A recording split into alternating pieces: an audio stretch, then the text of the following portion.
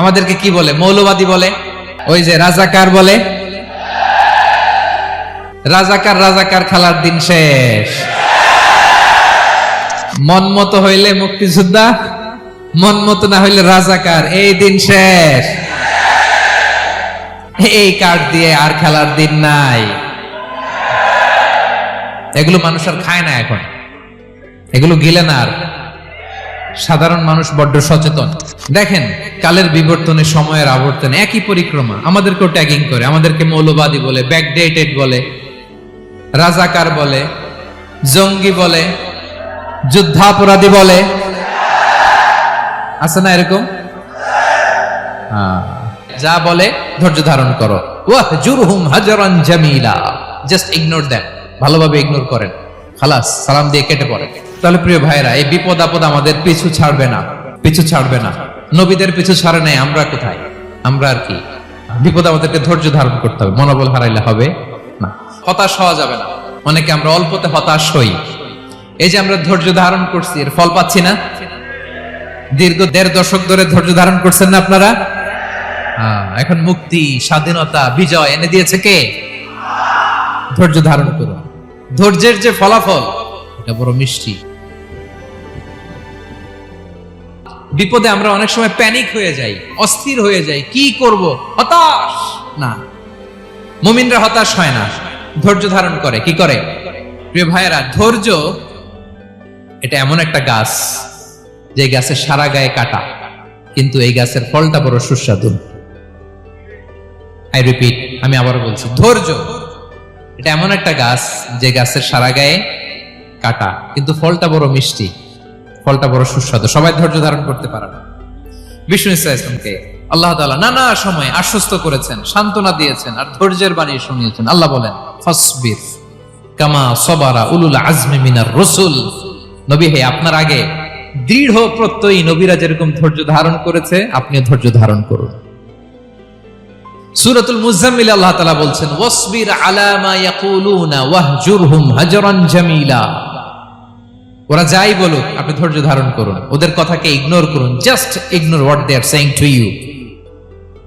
যা বলে আপনি জাস্ট ইগনোর করেন। ওরা বিষ্ণু ঈসা ইসলামের মনোবলকে ভেঙে দেওয়ার জন্য কখনো বিষ্ণু ঈসা ইসলামকে কবি বলে গালি দিত। কবি কি বলতো? শায়ের। কখনো বলতো মজনুন, পাগল। নাউজুবিল্লাহ পড়বেন না? পাগল বলে গালি দিত। মাঝে মাঝে বলতো কাহিন, গণক।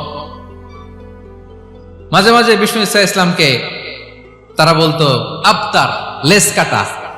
মুহাম্মদ, তোমার ছেলে নাই, তোমার বংশ নির্বংশ হয়ে গেছে, তোমার নাম নেয়ার মতো কেউ নাই। কপাল পোড়া। গোটা বিশ্বব্যাপী বিষ্ণু ঈসা ইসলামের সুনাম সুখ্যাতি ছড়িয়ে দিয়েছে কে? আকাশ বাতাস মাড়িয়ে, সাত আকাশ ছাড়িয়ে আল্লাহর আরশ পর্যন্ত আল্লাহ তাআলা বিষ্ণু নবীর সুনাম সুখ্যাতিকে সুউচ্চ করেছেন। ঠিক কিনা বলেন? ইগনোর করুন। আপনাকে কবি বলে, গণক বলে, আপনাকে পাগল বলে, আপনাকে লেস কাটা বলে, জাস্ট ইগনোর দেন। বর্তমান সময়েও নানা ধরনের ট্যাগ আমাদেরকেও দেয় কি দেয় না? বলেন, দেয়।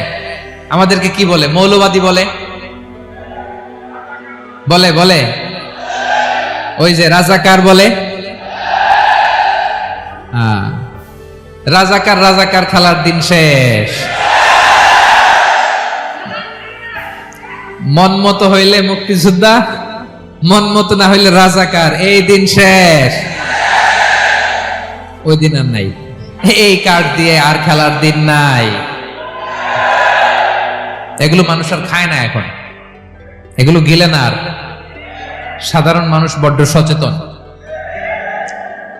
দেখেন, কালের বিবর্তনে, সময়ের আবর্তনে একই পরিক্রমা। আমাদেরকেও ট্যাগিং করে, আমাদেরকে মৌলবাদী বলে, ব্যাকডেটেড বলে, রাজাকার বলে, জঙ্গি বলে, যুদ্ধাপরাধী বলে। আছে না এরকম? ওয়াসবির আলা মা ইয়াকুলুন, নিজের সাথে মিলায় নেন। যা বলে ধৈর্য ধারণ করো। ওয়াহজুরহুম হাজরান জামিলা, জাস্ট ইগনোর দেম, ভালোভাবে ইগনোর করেন, খালাস, সালাম দিয়ে কেটে পড়েন। তাহলে প্রিয় ভাইরা, এই বিপদ আপদ আমাদের পিছু ছাড়বে না, পিছু ছাড়বে না। নবীদের পিছু ছাড়ে নাই, আমরা কোথায়? আমরা আর কি? বিপদ আমাদেরকে ধৈর্য ধারণ করতে হবে, মনোবল হারাইলে হবে না। দেখেন বিশ্বনবী কিভাবে আপনাদেরকে সান্ত্বনা দেয়। বিশ্বনবী বলেন, আজাবান লি আমরিল মুমিন, মুমিনের ব্যাপারটা বড় আশ্চর্যজনক। ফাইন্না আমরাহু কুল্লাহু লাহু খাইর, মুমিনের জীবনে যা ঘটে সবটাই খাইর, সবটাই কল্যাণ। ইন আসাবাতহু সাররাউ শাকারা ফাকানা খাইরাল্লাহ ওয়া ইন আসাবাতহু দাররাউ সাবারা ফাকানা খাইরাল্লাহ। মুমিনের জীবনে যদি সুখ আসে তাহলে মুমিন শুকরগুজার হয়, এটা তার জন্য ভালো। আর যদি মুমিন জীবনে দুঃখ আসে তাহলে সে সবর ইখতিয়ার করে, এটাও তার জন্য ভালো। সুবহানাল্লাহ। তাহলে দেখেন আমরা হয় সুখে থাকি নয় দুঃখে থাকি, ঠিক কিনা বলেন? তাহলে সুখের সময় আমরা শুকর করি, কি করি? শুকরগুজার হই। শুকরিয়া করাও একটা ইবাদত, শুকরিয়া করাও কি? আর দুঃখের সময় আমরা সবর করি, সবর করাটাও একটা। তাহলে আমাদের পুরো জীবনটাই ইবাদত, পুরো জীবনটাই সুখের সময় শুকর আর দুঃখের সময় সবর। আওয়াজ করে বলেন, সুখের সময় শুকর আর দুঃখের সময়। এই দুই ইবাদত মুমিন জীবনে চলমান, কন্টিনিউয়াস, একটা উইন উইন সিচুয়েশন। কি বলেন? উইন উইন হয়ে গেল না? যেই পরিস্থিতিতেই থাকে আমাদের জন্য লাভ। আল্লাহু আকবার। তাহলে প্রিয় ভাইরা, এটাই জীবনের বাস্তবতা। সবর আমাদেরকে ইখতিয়ার করতে হবে, হতাশ হওয়া যাবে না। অনেকে আমরা অল্পতে হতাশ হই। এই যে আমরা ধৈর্য ধারণ করছি, এর ফল পাচ্ছি না? দীর্ঘ 1.5 দশক ধরে ধৈর্য ধারণ করছেন না আপনারা? এখন মুক্তি, স্বাধীনতা, বিজয় এনে দিয়েছে কে? ধৈর্য ধারণ করুন। ধৈর্যের যে ফলাফল, এটা বড় মিষ্টি। ধৈর্য এমন একটা গাছ, এই গাছের সারা গায়ে কাটা, কিন্তু এর ফলটা বড় সুস্বাদু, এর ফলটা বড় মিষ্টি। ধৈর্য ধারণ করার অভ্যাস করতে হবে প্রিয় ভাইরা। মুমিন হতাশ হয় না, হাল ছেড়ে দেয় না। মুমিন ভরসা রাখে একজনের উপর, তিনি কে? লা তাইয়াসু মির রাউহিল্লাহ ইন্নাহু লা ইয়াইয়াসু মির রাউহিল্লাহি ইল্লাল কওমুল কাফিরুন। আল্লাহর রহ থেকে, রহম থেকে নিরাশ হয়ে যাও না। কাফির ছাড়া, অকৃতজ্ঞ ছাড়া কেউ আল্লাহর রহ থেকে, আশা থেকে নিরাশ হয় না। শয়তানের সবচেয়ে বড় মিশন হলো আমাদেরকে হতাশ বানানো, এটা খেয়াল রাখবেন। শয়তানের সবচাইতে বড় মিশন কি? আমাদেরকে হতাশ করে দেয়া। হতাশ বানাইতে পারলে সে সাকসেসফুল, খুশি। কিন্তু আমরা এত সহজে হতাশ হই না, আমরা নিরাশ হই না, আমরা বিপদে হাল ছেড়ে দেই না। আমরা ভরসা রাখি এক মহান সত্তার উপর, তিনি কে? মনে থাকবে? বিপদ আসলে ভেঙে পড়বেন, ভিসা না হইলে কান্নাকাটি শুরু করবেন, ব্যবসায় লস হইলে হাউমাউ, হতাশ হবেন, ভেঙে পড়বেন। ধৈর্য ধারণ করব আমরা। আওয়াজ করে বলেন, আমরা কি করব? সবর। বিপদ ট্যাকেল দেওয়ার প্রথম স্টেপ হচ্ছে সবর, ধৈর্য ধারণ করতে হবে।